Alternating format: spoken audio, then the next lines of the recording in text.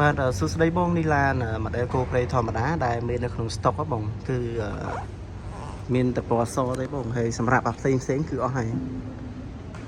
បើសិនជាបងចង់បាននេះទាន់មាននៅក្នុង stock នៅសល់ប្រហែលគ្រឿងចុងក្រោយទេបង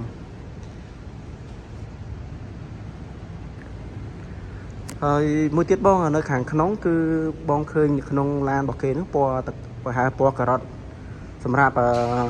នៅក្នុង stock បច្ចុប្បន្ននេះគឺនៅខាងក្រៅពណ៌សហើយសម្រាប់ខាងក្នុងវិញគឺប្រភេទពណ៌ទឹកដោះគោស្អាតសមជាមួយនឹងឡានពណ៌សបង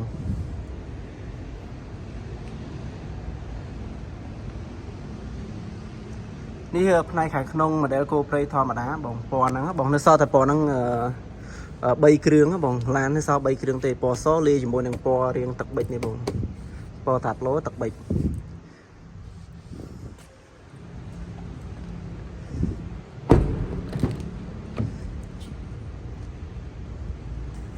បើសិនជាបងត្រូវកាយកក់ទុកឲ្យបងនៅសល់ទីគ្រឿងដែរតែយូរថ្ងៃពេកប្រហែលជាអស់ stock ហើយបើសិនជាបងចាំ stock ជើងក្រោយគឺតតែខែ3បងបានខែ3ឬខែ4បានឡានបងដោយសារតែគឺឥឡូវអត់ទាន់មានទេបងដោយសារយើងកំងគ្រឿងប្រគំមកច្រើនយកមកតម្លើងនៅខ្មែរយើងហើយ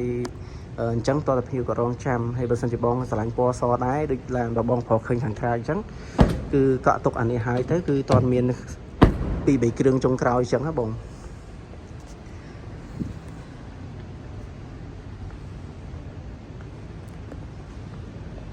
ដល់យើងមើលផ្នែកខាងក្រោយម្ដងបងនេះអត់ច្រើនបងបើសិនជាបងកក់ឲ្យបងចង់ដកថ្ងៃណាក៏បានដែរបង